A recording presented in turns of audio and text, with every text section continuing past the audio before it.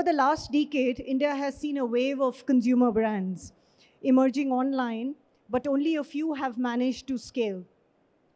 And we have today with us a stellar panel of examples of such two brands who've made it really big, and you would know how well they are. So we have Mr. Saurabh Munjal with us, who's the co-founder and the CEO of Lahori Jeera. Then we have Saurav Kapoor, who's the co-founder of Wellbeing Nutrition. And then we have Shivam with us. Shivam Gupta is the co-founder and the CMO of Intelimo AI. Today's goal is to understand what truly creates recall, trust, and scale when the market is crowded and consumers have endless choices. So we'll start with Saurabh. Why don't you let us know about Lahori Jeera? Let you know about Lahori Jeera. So Lahori Jeera is a beverage brand. We started back in 2017. I think we're fairly well known in the northern, western, and the eastern part of the country. We're distributing in 22 states. Today, to give you some context, we started with 100,000 bottles a day. That's 1 lakh bottles a day. Today, we do manufacture 1 crore bottles a day. That's the scale that we're trying to operate at. I only hope and wish that more brands from India come and take over and manufacture great products for consumers, Indian consumers, and as a matter of fact, consumers across the world to consume Indian brands. That's my home. That's what the intent is. Yeah. And I'm not too sure how many of you here, but we were talking, there that me and Saurabh, including both of us, and our mothers love Lahori Jeera, including our kids now. So I'm really happy they're off aerated drinks and they're hooked on to Lahori Jeera now. So I would like to ask this to each one of you, including yourself. What is the idea that your brand owns in the consumer's mind, and how have you protected that idea which is there in their mind, scaling the brand? Because sometimes it so happens that when you start, the narrative is different, and when it grows, the narrative becomes different somehow. So how do you protect that?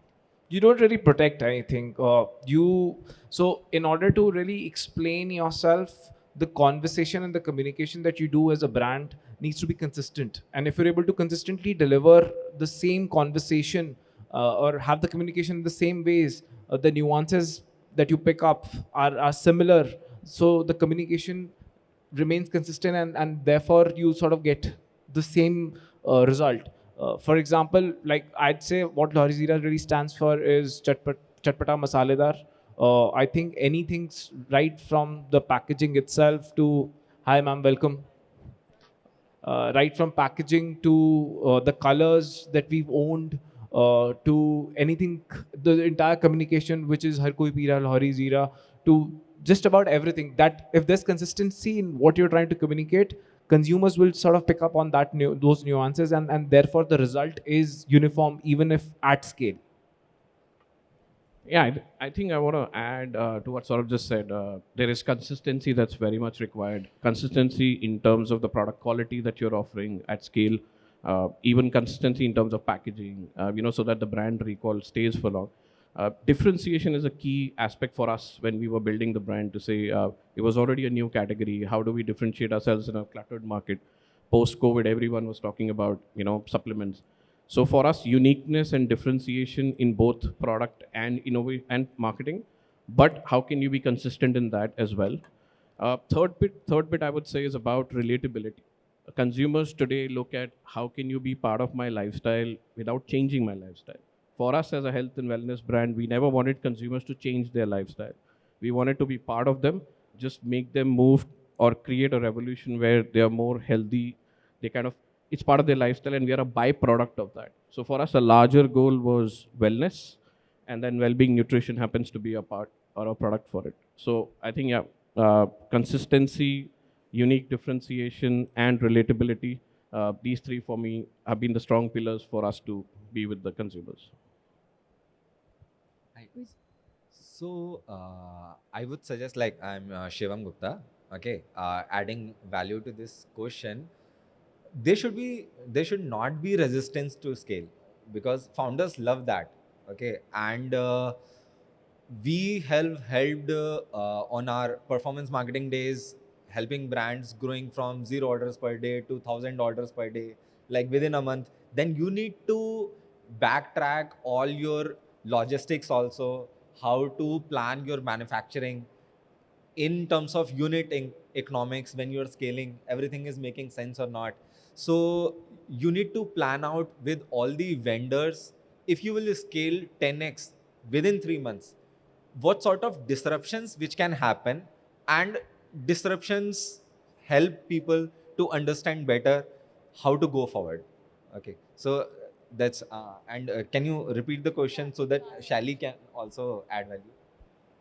So, what I was asking for is that what is, that one idea that your brand owns in the consumer's mind, and how do you protect that while scaling? Because, sometimes when you start, it's a little different in their mind, and when you grow the brand, the narrative changes. Yes. So, Yes. every time, would you want to be consistent with it, or you really want it to grow into something else? Or how do you see that and protect that?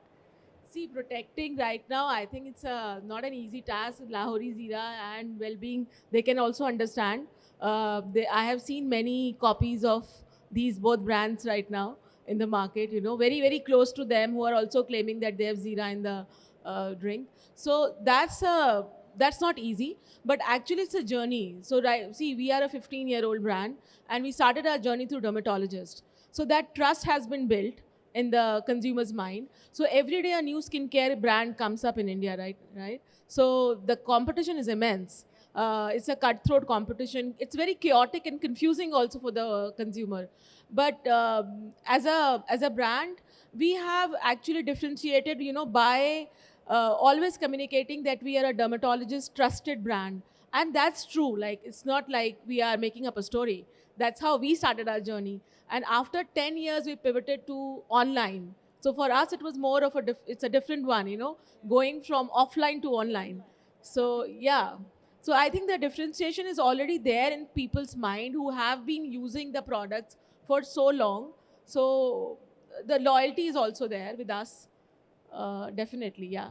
So I always say that it takes a long time to build it. It's not an overnight thing. So, an extension to that is that how much of brand building today is on product quality, and how much is it on storytelling and growing from there and being creative while you do that? See, storytelling has become like very trendy right now, Yeah. to be very honest. But this is my personal opinion that I won't like. It's everyone's take how they go about it. But I feel the story has to be true, because anybody can today check on your story if you have made a sob story or some emotional touch to it. That's not going to work. I mean, people really laugh at you later on.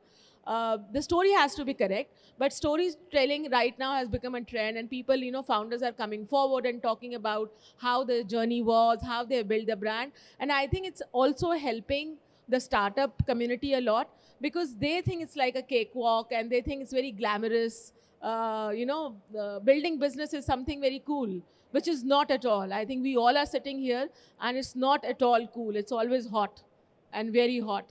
So, so Yeah. Would you like to add on Yeah. to those? Yeah. So I think I agree with Shelly in terms of product is the king even for us. But I would say it's a combination of both the things. You have a great product, but if you can't bring out the story, you will still not be able to communicate with consumers. So product quality for us comes first. Storytelling is exceedingly important for you to, and it's actually storytelling not just while making the first purchase. It's the journey after for the next 3 to 4 months where you're consistently helping the consumer to understand what you bought, and and how does it help you in your life. I think for us, that 3 months journey, we always call it 0 to 3 months, 90-day journey after you bought, especially in our category, very very critical, and that's where the trust gets established with the consumers. So yes, a combination of both for me work is far more important. I think I have a slightly differentiated opinion to both of them.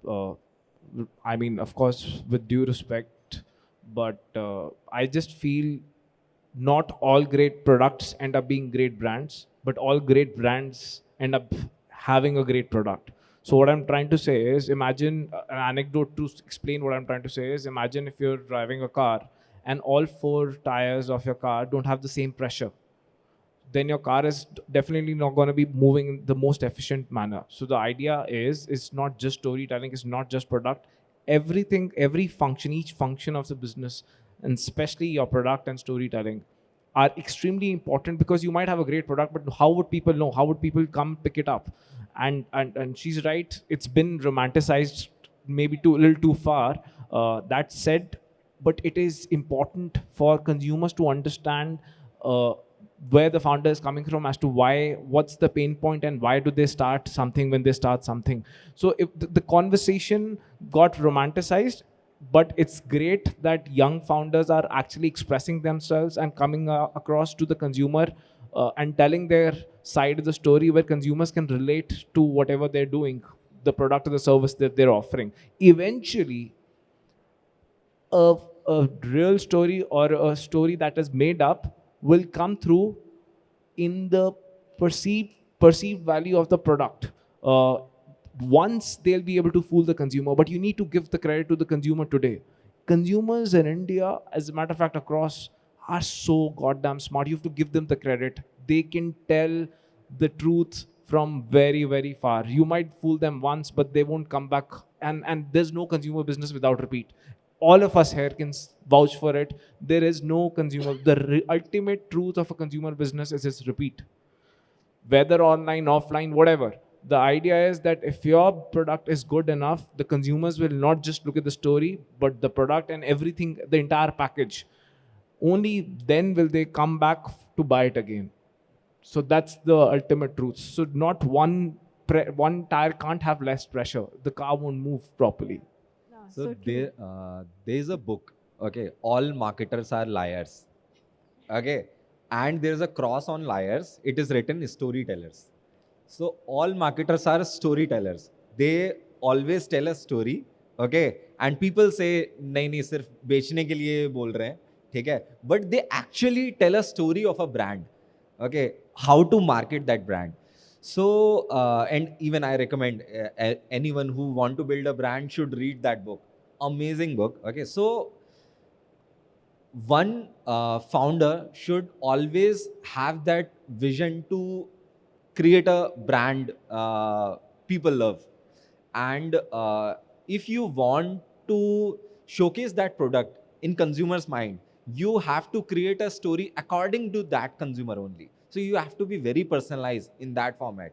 Okay, so and we also really help in that manner with Gen AI coming into picture. Now you can generate personalized stories also. ठीक है, like Lahori जीरा के लिए exactly Gen Z के लिए किस type की story बनेगी if you want to market, and versus कोई स्कूल गोइंग बॉय है उसके लिए कैसी स्टोरी बनेगी, versus कोई एडल्ट है ना.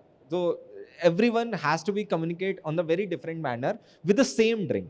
Okay, with the same product. So yes, it matters a lot. Story. True. And also, one to all of you, that, from when you started from online to offline, and, in your case, offline to online, how did it change in terms of the distribution pattern and the market? Because, like in your case, the distribution, or in your case, will change pretty much everything. You've realized that from the very first day. So how was the journey from one medium to another? Did it differentiate in terms of how do you really market yourself? Like he just said that, today, like your platform also, I think, a lot of us can create videos on that, but how customized it is and how much really it is needed for us to be either offline or online?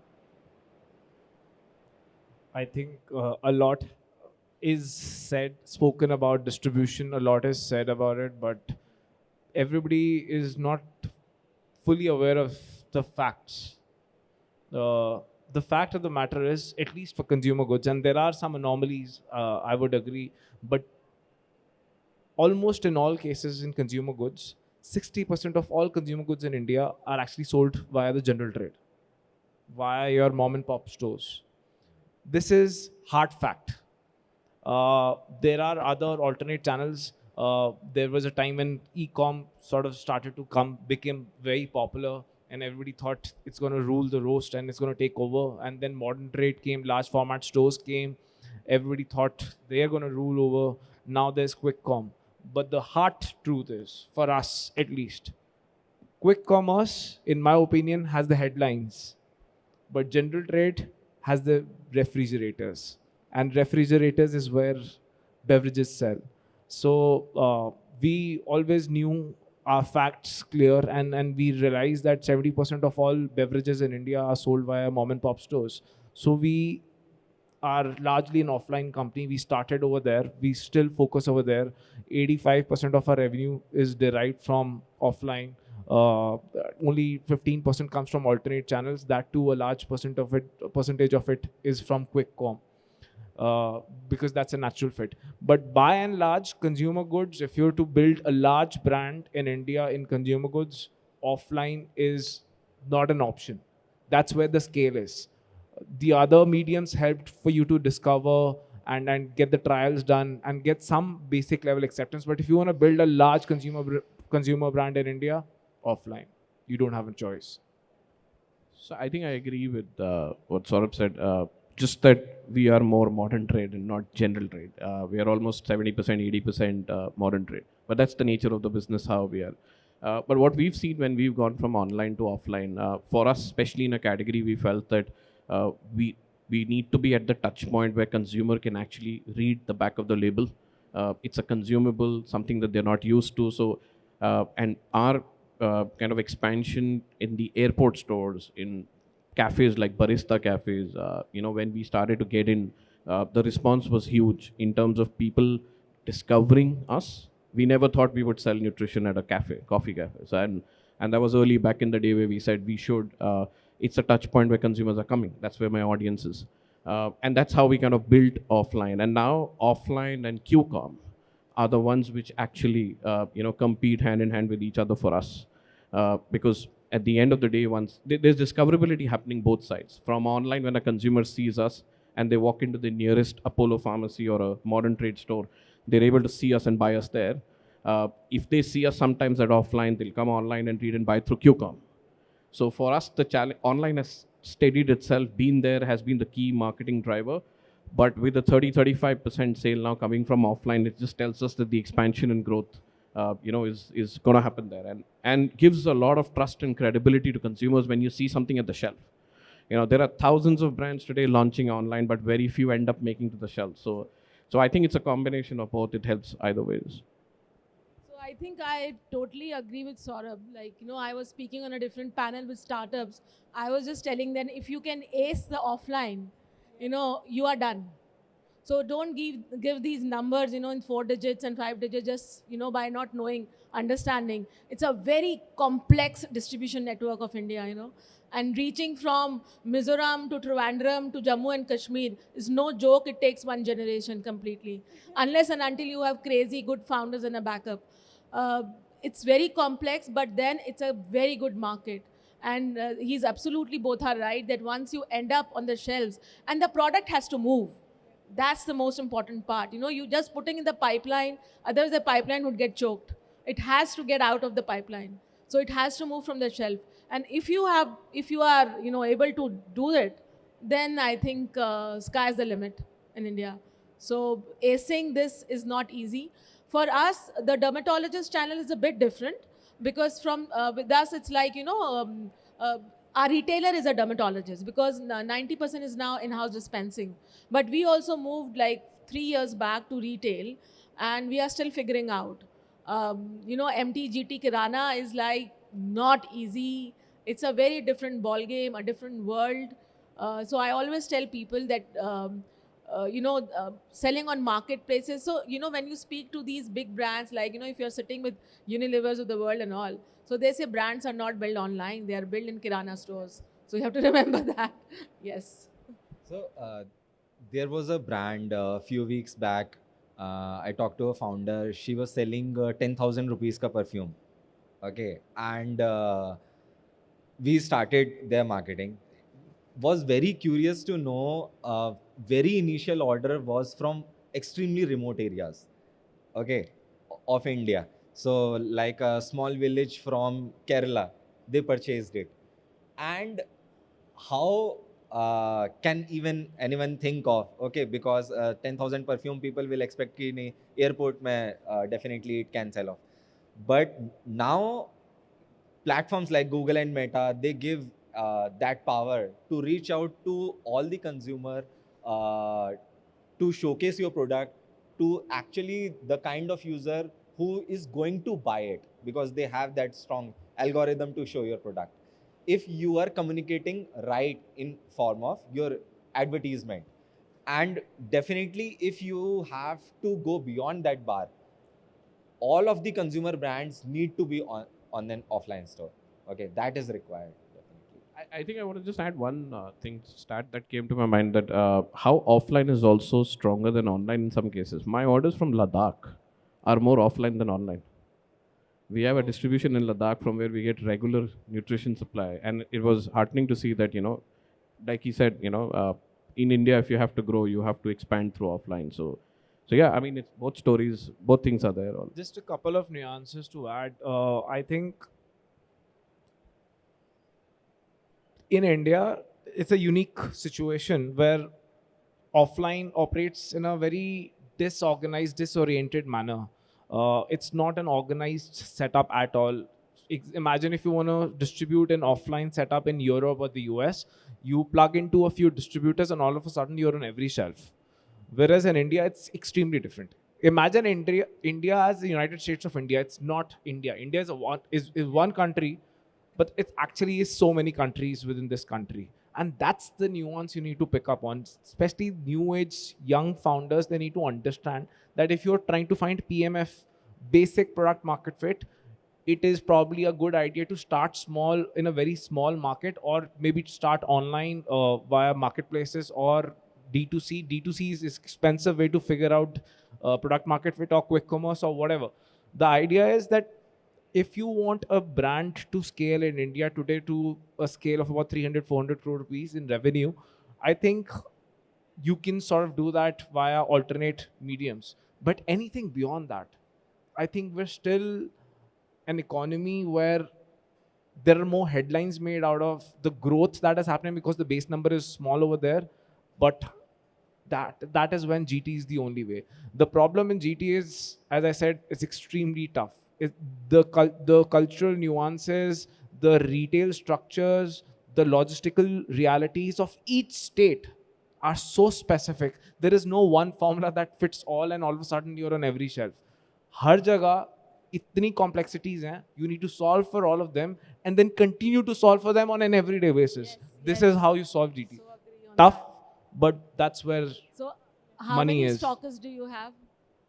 I have 3,000 distributors and I'm still only doing 20 See, states.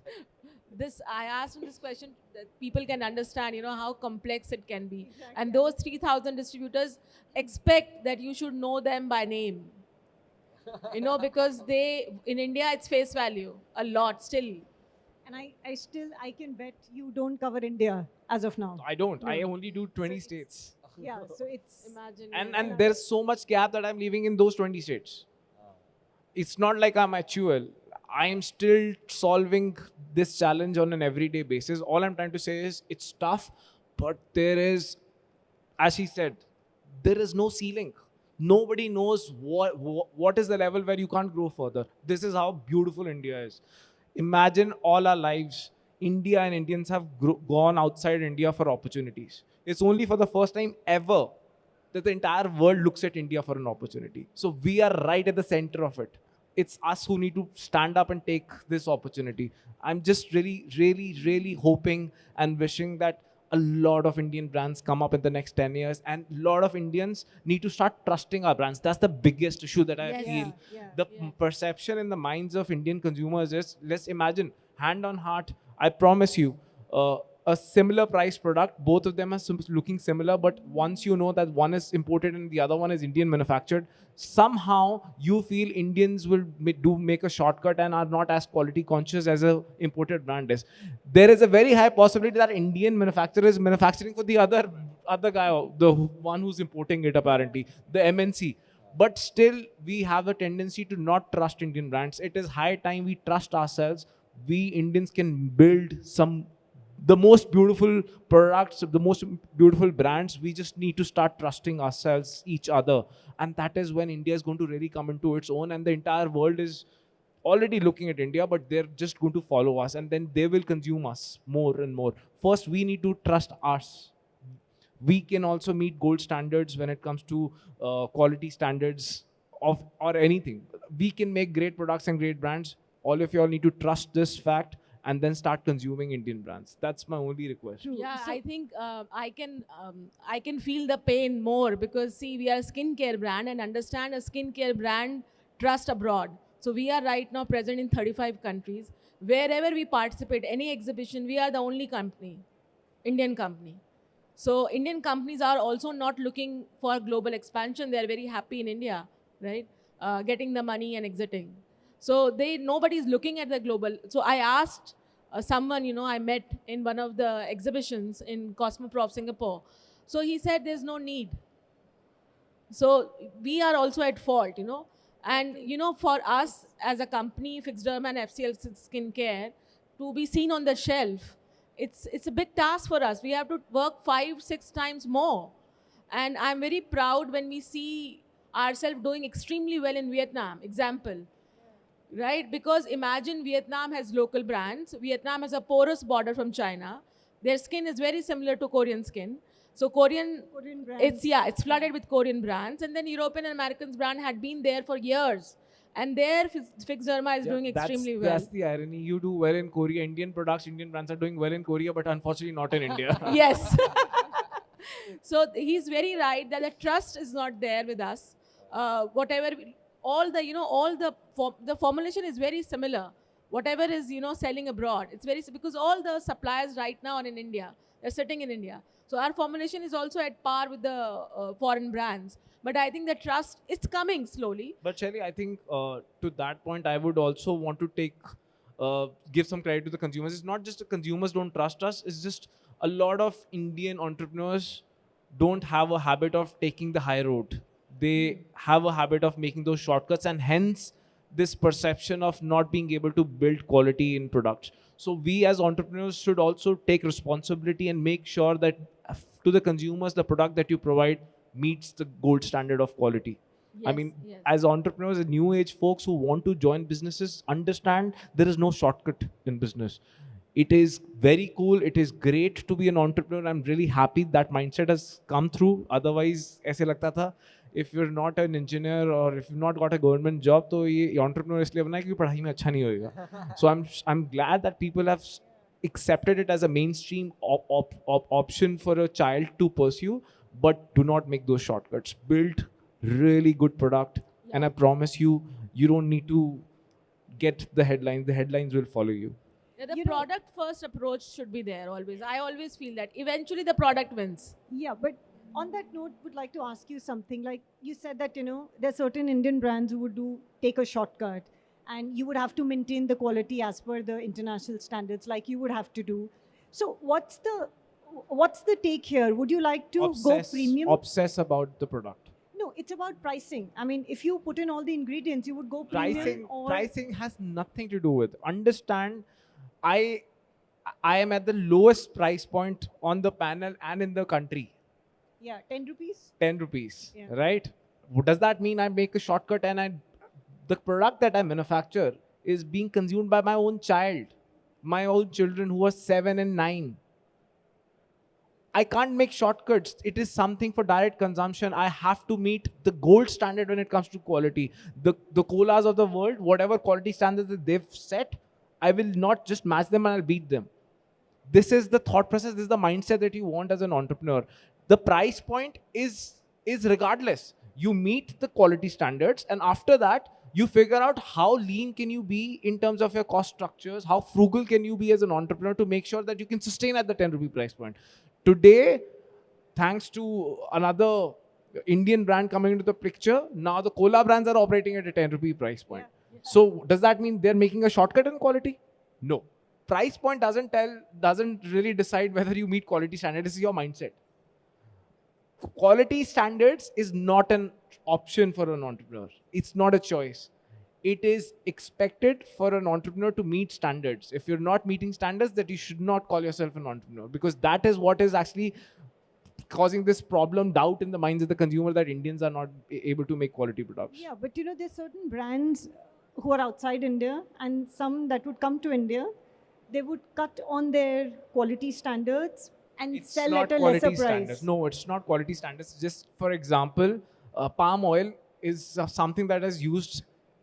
I should probably not be taking the name, but I was about to. In That certain multiple products. chocolates which are Yeah. internationally available. Even ice In creams. India, ice creams. creams. Even in India, for some reason they use it. Outside India, they don't use it. The only reason, because FSSAI allows it. Within the norms, within the grey line, you are allowed to operate in any part of the corner, as long as you're within those limits. If the limits allow you to be within that space, then it's fine. But you cannot absolutely move outside those limits when it comes to basic quality checks and balances. That is a given. But would that Also- imply on you No, as well? absolutely. So, see, it's a full circle. At the end of the day, for us, especially, we wanted to give the best quality, and price becomes then a secondary factor. We started and we've stuck to the ethos. Like you said, obsession about the product has to be there.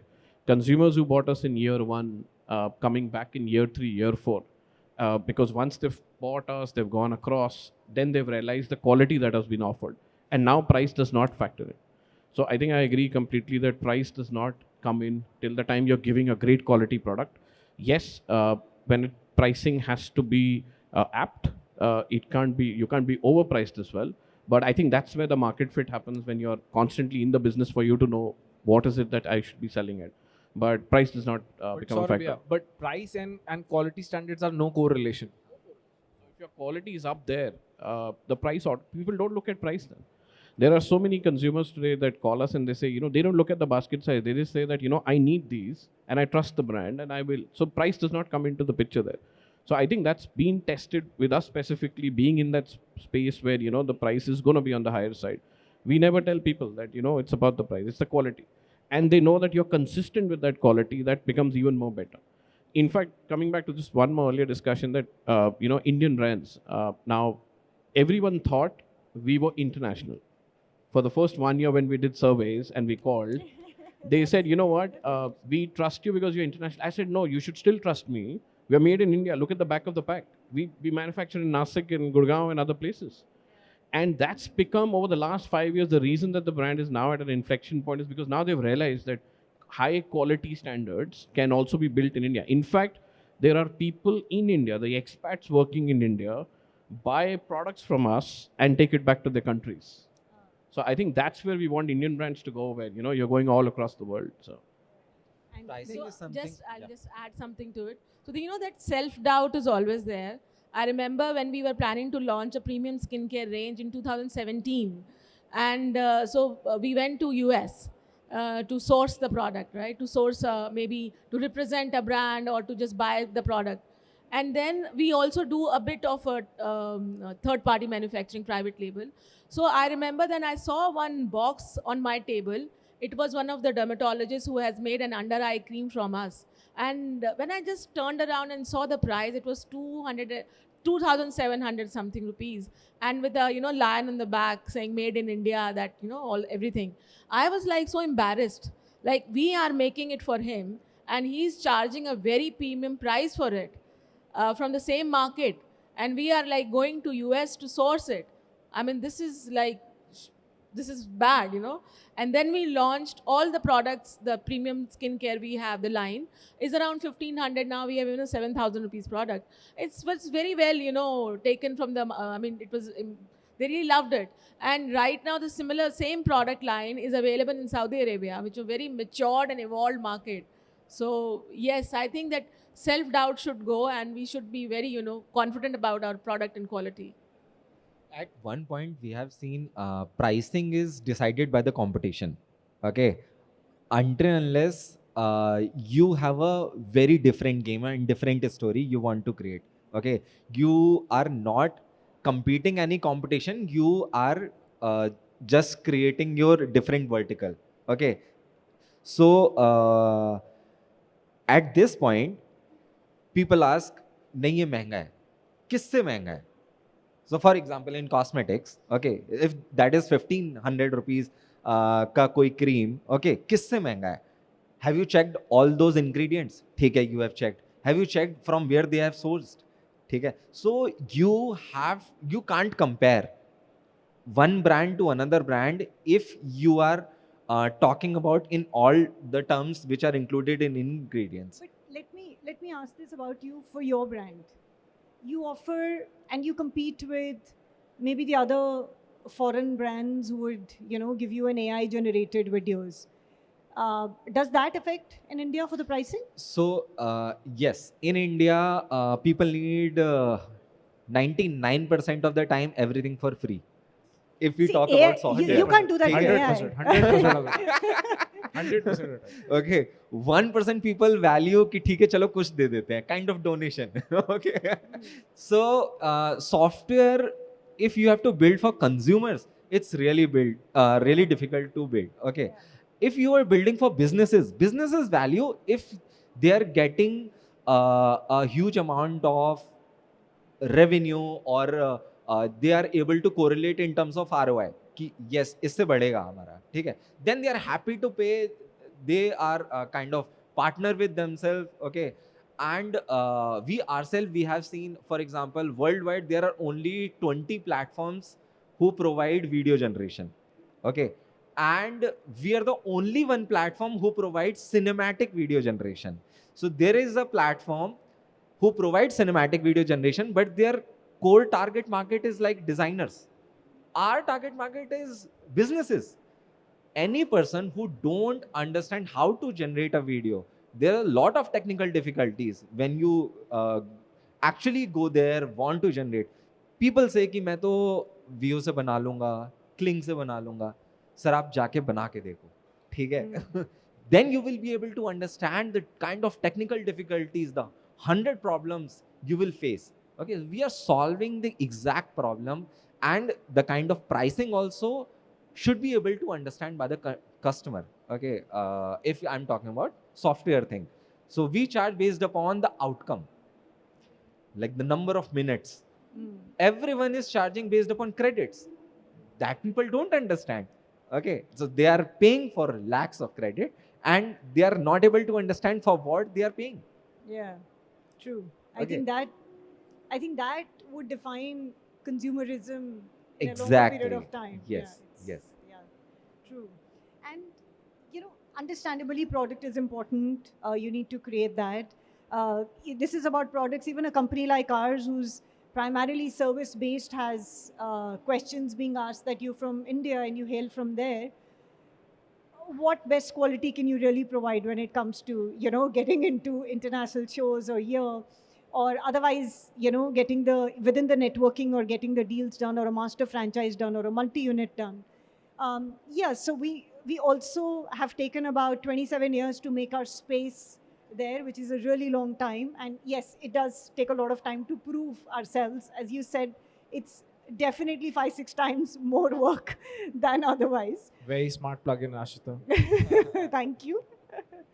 So, other than product, I mean, of course, the product is the hero when it comes to marketing it. Other than the product, what is that one thing that you would like consistently being in there to be able to grow the product and the company? The product, sorry, Other than the product, what is it, that one thing that you would want to be equally consistent in growing, other than the product? So there's something that I say this a lot with the folks that know me. Any stakeholder, whether those guys are equity partners or vendors or colleagues,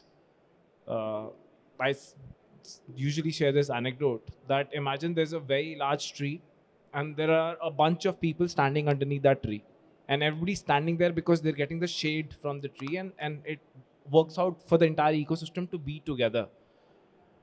Imagine, for whatever reason, any one person is growing really tall and everybody else remains the same way, then at some point in time, tree becomes too small for that person, then that person has to move out. Or if imagine just the tree is growing taller and the rest of them are staying the same level. They're not growing with alongside the tree. Then because the tree is so far up, the sun will start affecting them and they won't get the shade and therefore they will move on. So what I'm trying to say is, at any given point in time, a ecosystem, a business works when everybody along with it grow. So a business cannot grow on its own. The entire ecosystem, where the equity shareholders to the employees of the company, the vendors of the company, everybody needs to grow together for a business to sustain and become very large. At scale, the entire ecosystem sort of reaches that scale. It's not just the company that reaches the scale. So everything needs to grow. Just to answer that question. So I think, I break it down into internal and external stakeholders. While everyone keeps talking about consumers, which are our external stakeholders who are consuming a brand, for them, customer experience post you bought the product and your customer delight. I know these are big jargons being used, but in reality, very few brands do it. Depends. See, because for the consumer, it's how well you're connected to them in their journey, and then it goes beyond the product. It's more an emotional attachment that you create. That's when the business grows. That's where the word of mouth happens. That's where advocates are built, and the small gestures. I'll give example of another organization, airline. Indigo. When I was traveling last, they gave a small note to me, a handwritten note while you were walking out, that thank you for trusting us, in some sort of one liner. Makes, it just creates a good kind of connect with the brand. For us, once you bought the product, how do we interact with you? How does my customer experience guy talk to you? These are small things that make a huge difference, where consumers believe that you are in it and you made me a part of your community, and that's when you kind of drive it forward and it kind of goes. That's external.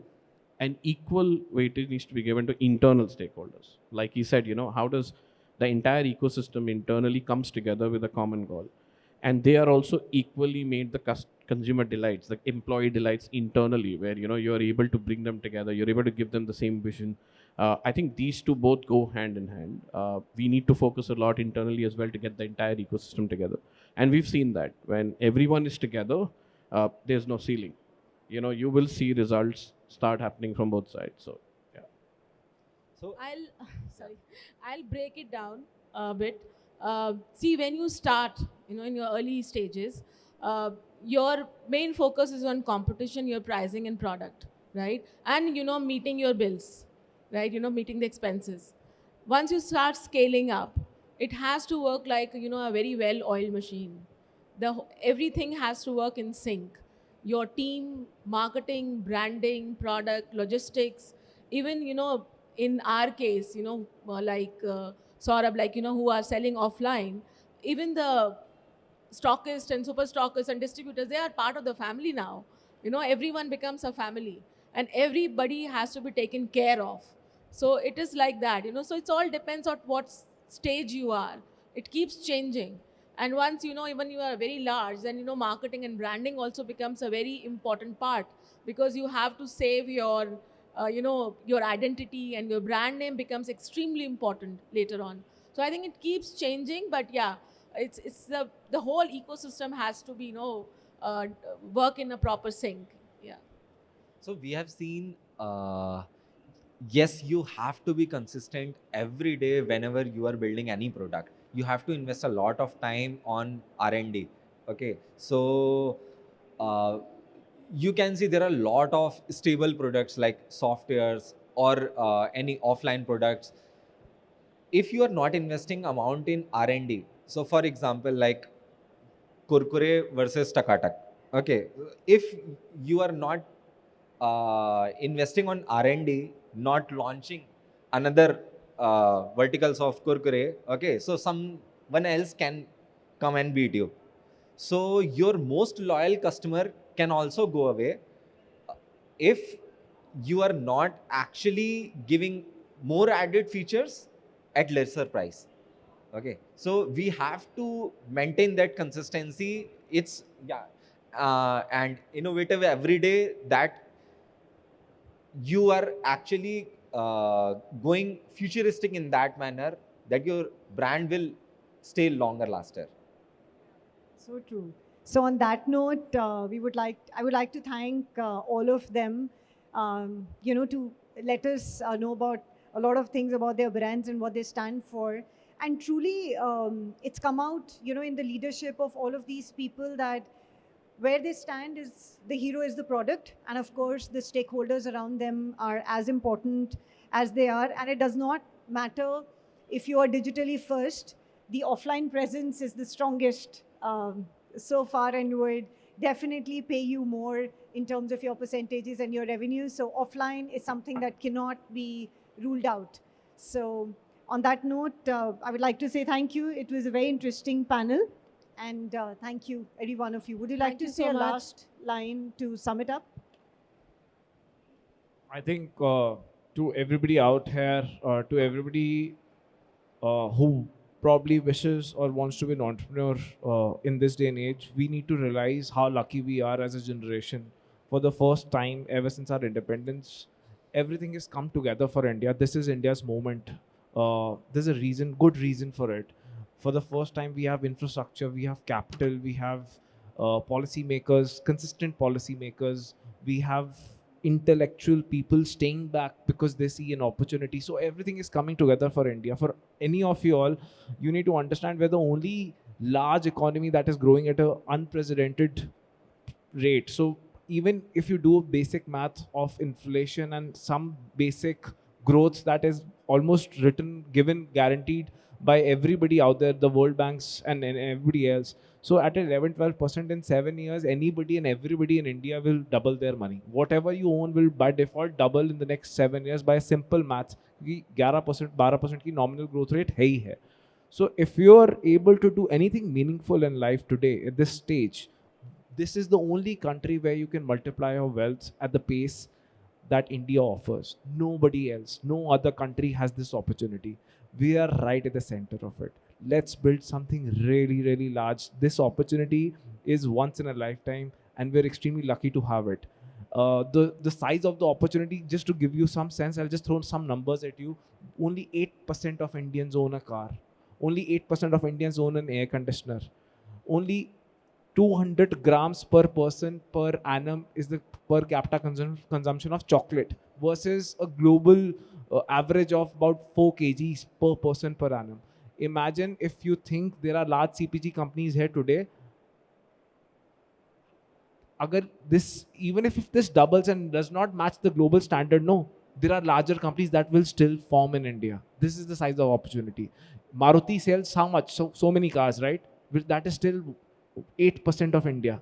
Imagine वो 16% भी होती है तो कितने मारुति और बन सकते हैं. And one of you all can do that. One of us can do that. Why not take this opportunity? It's real. Just take it on. That's just my message. I would like to add, thank Franchise India, the kind of platform they are bringing. Anyone who is want to execute some idea. So, for example, मेरे को एक gym खोलना है, ठीक है? There are a lot of businesses out there who are already doing in a really good manner that they give you prediction of even break even. कि तो वहां से start कर लो आप, but start now, start today. Okay, execution is the key. So just go out there, try out any sort of business. Okay, and if you are very confident and very passionate about it, then only do it. That's the key. Yeah, I think just two bits. I think no shortcuts. Hard work pays off, whether you're an entrepreneur or the other. There's no shortcuts. You look at everyone around becoming an entrepreneur. I can also become. That's not the mindset. Believe in yourself, believe in the product, and trust people around you. There's a lot of mistrust that leads to a lot of entrepreneurs building great products but falling apart in a year or two. I think there'll be tough times in every business. There are tough times still today as well in our business, but it's about trusting the team around and hiring the people who are best suited for the job. A lot of entrepreneurs keep thinking about saying, oh, should I hire a person or not? Should I hire a person better than me or not? I mean, I always tend to hire a person in that field who's better than me. So I think these are a couple of things, 2-3 things that one, if they follow that path, I'm sure they're going to do very well. So he just mentioned gym. We have only 2.3 or 2.4% of Indians going to gym right now. So you can imagine, how much opportunity is there. And even, you know, you all think that seeing the skincare companies online, that is a very confusing category, but you won't believe we have just scratched the surface. So majority of the skincare which is bought right now online is by Gen Z or millennials, just a part of millennials, not the entire millennials. So even there, you know, we have not penetrated the market at all. We have just scratched the surface. I always say the baby has just taken birth and started crawling in terms of skincare. You guys won't believe Nepal. We treat them as a very poor country, right? They use more skincare than us per person. Imagine. The awareness is much more there. And don't go beyond that. You will faint. Beyond Nepal is like Thailand, right? And all those countries, Southeast Asian countries. Their consumption of products is on a very higher level. So you can understand in a country where 50 ml, 5 ml, 15 ml products are selling. So still we are trying. And if you go to these countries, and forget about US and all, 2 liters of sunscreen, you know, 1 liter of sunscreen people buy because they consume it. For their personal use, you say? Yes, Wow. No, for the use of the village. yes. And moisturizing lotions. They come in big jerry cans because they use it. They understand the use of it. We still think beauty, skincare is vanity. Skincare is not face, it's the body, right? Skin is the entire body, right? So I think we are still evolving. The awareness is still coming. So keep building, keep winning. Yeah, true. Thank True. you. Thank you so much. And I think resilience is the key there. Don't just stop. Just, yeah, stay the course. That's there. And thank you so much. Thank you.